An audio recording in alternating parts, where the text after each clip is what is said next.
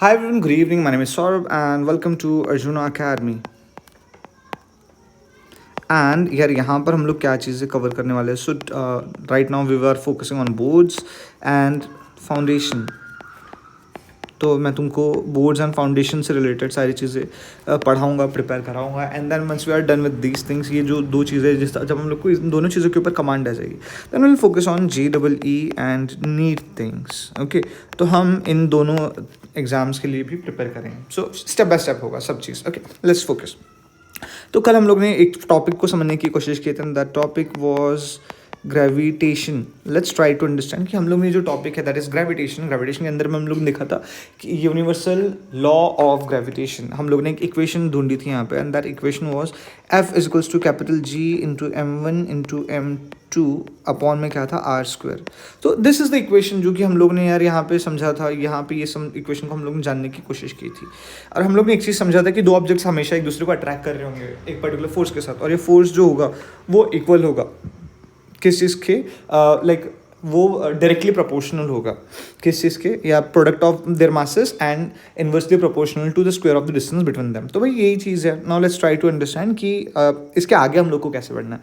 So now let's try to understand there is a concept called acceleration due to gravity.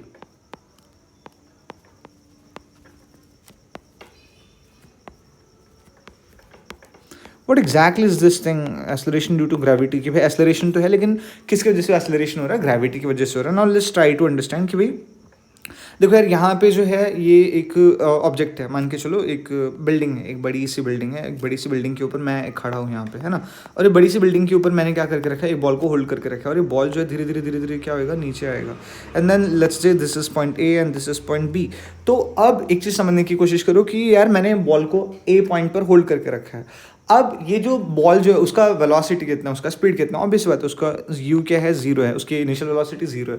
लेकिन क्या उसकी जो final velocity है क्या वो भी जीरो ही होगी? नहीं, डेफिनेटली यार वो मूव कर रहा होगा, वो आगे बढ़ेगा, है ना. तो कहने का मतलब क्या कि यार देयर इज अ डिफरेंस. तो स्पीड में क्या हो रहा है, चेंजेस आ रहा है. रेट ऑफ चेंज जो है ऑफ स्पीड वो कुछ ना कुछ तो एग्जिस्ट कर रहा होगा ना. और ये इन्फ्लुएंस किसकी वजह से हो रहा है? Rate of change of speed या वेलोसिटी, इसको हम लोग क्या बोलते हैं, एक्सेलरेशन बोलते हैं. लेकिन ये एक्सेलरेशन जो है वो किस चीज़ की वजह से हो रहा है? ये हो रहा है एक पर्टिकुलर फिनोमिना की वजह से. That thing is known as gravity.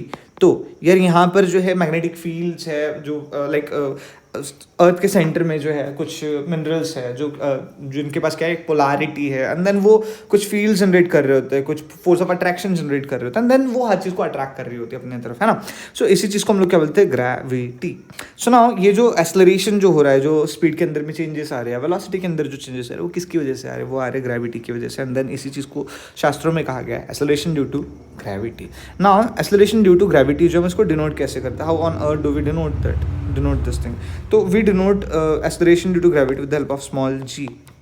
Right. अब स्मॉल g जो है इसका वैल्यू क्या आ जाता है? इसका वैल्यू आ जाता है 9.8 मीटर पर सेकेंड स्क्वायर, है ना.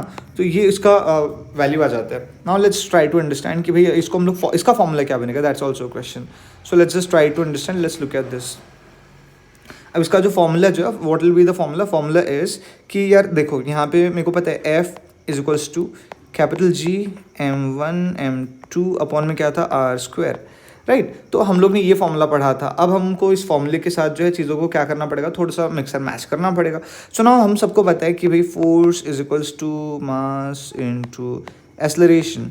लेकिन यार यहाँ पे एक्सेलरेशन जो किसकी वजह से हो रहा है, वो आ रहा है ग्रेविटी की वजह से. तो ए को हम लोग क्या लिख लेंगे, G लिख लेंगे. ओके.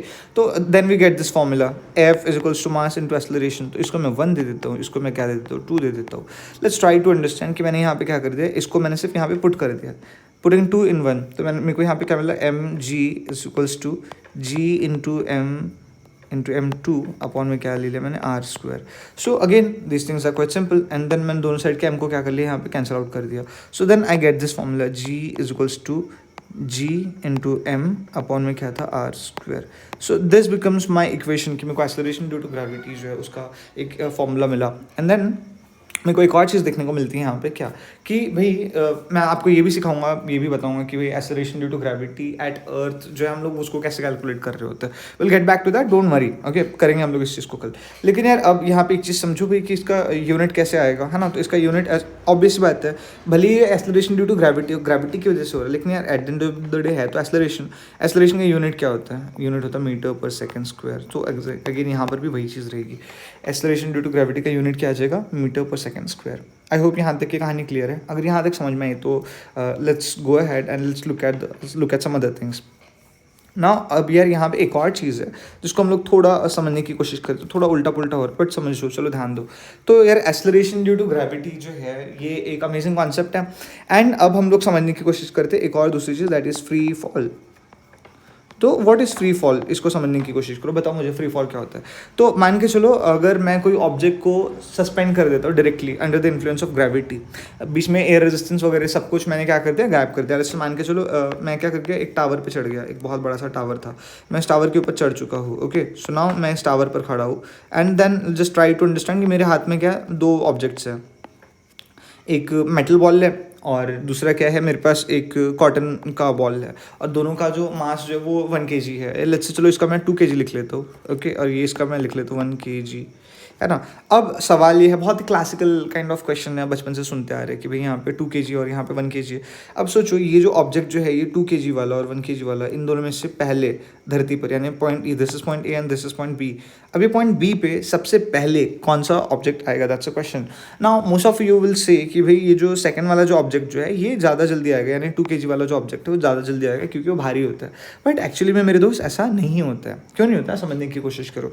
तो यार फ्री फॉल का जो रूल जो है, यानी कि यहाँ पे एक्सेलरेशन ड्यू टू ग्रेविटी वाला जो लॉ जो वो क्या बोलता हूँ इसको समझते हैं, what exactly is free fall. तो अगर हम लोग देखते हैं यार यहाँ पर, अगर हम लोग एयर रेजिस्टेंस को टोटली नेग्लिजिबल कर देते हैं, यानी if we totally remove air resistance, तो हम लोग को एक चीज़ देखने को मिलेगी कि भाई एक फैदर जो है, एक छोटा सा पंख जो है ना, तो ये जो फैदर जो है, ये फैदर और उसके अलावा एक मेटल बॉल, दोनों जो है सेम स्पीड के साथ आएंगे। तो ये फ्री फॉल का मतलब क्या होता है कि मूविंग या movement of objects towards the centre of earth या towards earth strictly under the influence of gravity. इसी को हम लोग क्या बोला गया, शास्त्रों में इसी चीज़ को फ्री फॉल बोला गया। कहने का क्या मतलब है कि कोई ऑब्जेक्ट जो है वो धरती की तरफ जा रहा है, पृथ्वी की तरफ जा रहा है, लैंड की तरफ जा रहा है, ओके। क्या क्यों जा रहा है, only under the influence of gravity, उसमें कोई और चीज़ का इन्फ्लुएंस नहीं है। और अगर हम लोग अभी नॉर्मल कंडीशंस के अंदर में अगर हम लोग देखते हैं यहाँ पर, अगर मैं एक फैदर छोड़ देता हूँ अपने घर की छत से और साथ में एक मेटल बॉल, तो आई रियलाइज कि मेटल बॉल ज़्यादा जल्दी फॉल हो रहा है। बट इसका रीज़न ये नहीं कि मेटल बॉल जो है वो भारी इस वजह से ज़्यादा जल्दी नीचे आएगा, ऐसा नहीं। Like it's about surface area. तो जो विंग जो है उसके ऊपर क्या हो रहा है, उसके ऊपर एयर रेजिस्टेंस ज़्यादा लग रहा है, ड्रैग ज़्यादा लग रहा है ना। तो कहने का मतलब यार ये चीज़ है कि भाई उसके ऊपर एयर फोर्स ज़्यादा लग रहा है, एयर रेजिस्टेंस ज़्यादा लग रहा है, तो धीरे धीरे लैंड कर रहा है। लेकिन अगर सेम एक्सपेरिमेंट में अगर वैक्यूम चेंबर के अंदर अगर करता हूँ तो मेरे को एक चीज़ देखने को मिलेगा कि भाई जो विंग जो है वो और उसके अलावा जो मेटल बॉल है वो दोनों सेम स्पीड के साथ नीचे आ रहे, सेम टाइम पर नीचे आ रहे हैं। सो नाउ यार यहाँ पर हम लोग एक और चीज़ तक के पहुँच पाते हैं क्या कि भाई whenever we are dealing with free fall, यानी कि जब हम लोग फ्री फॉल में चीज़ों को स्टडी कर रहे होते हैं तो वी कंसिडर एज कि velocity acceleration due to gravity, acceleration due to gravity will act equally without consideration of mass। मतलब क्या कि यार मास चाहे जो भी हो, चाहे 100 किलो का हो, चाहे 10 किलो का हो, इस बात से कोई फर्क नहीं पड़ेगा यार। मास कुछ भी हो जाए, एक्सेलरेशन ड्यू टू ग्रेविटी जो इक्वली एक्ट करेगी without consideration of what, without consideration of mass. तो बस हमको ये दो चीज़ों को ध्यान में रखने की ज़रूरत है। अच्छा, इसके अलावा हम लोग कुछ इक्वेशंस भी पढ़नी पड़ेगी, है ना। तो कुछ काइनेमेटिकल इक्वेशंस है, लेट्स ट्राई टू अंडरस्टैंड। तो सबसे पहले क्या था,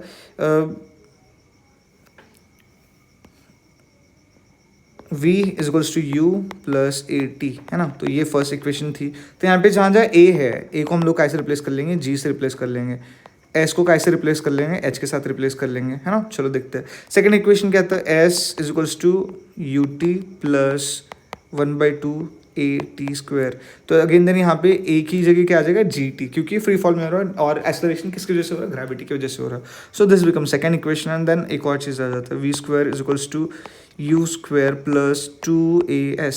तो again we have these three equations और ये इक्वेशन आप लोग पढ़कर आओगे. कल हम लोग इन तीनों इक्वेशंस की मदद से कुछ क्वेश्चन सॉल्व करने की कोशिश करेंगे. आई होप आप लोग को यहाँ तक समझ में आए इन इक्वेशंस के मायने क्या है, ये इक्वेशंस क्यों जरूरी है, हम लोग ये भी समझेंगे. बट ये तीन इक्वेशंस है, इन तीन इक्वेशंस को ध्यान में रखने की कोशिश करना. ओके, फ्री फॉल अगर समझ में नहीं आया तो मुझे बस कमेंट कर देना, I will upload the answer. मैं दोबारा एक्सप्लेन कर दूंगा, don't worry about that. Fine, have a great day, bye bye. This is Saurabh Ramteke signing off. Thank you.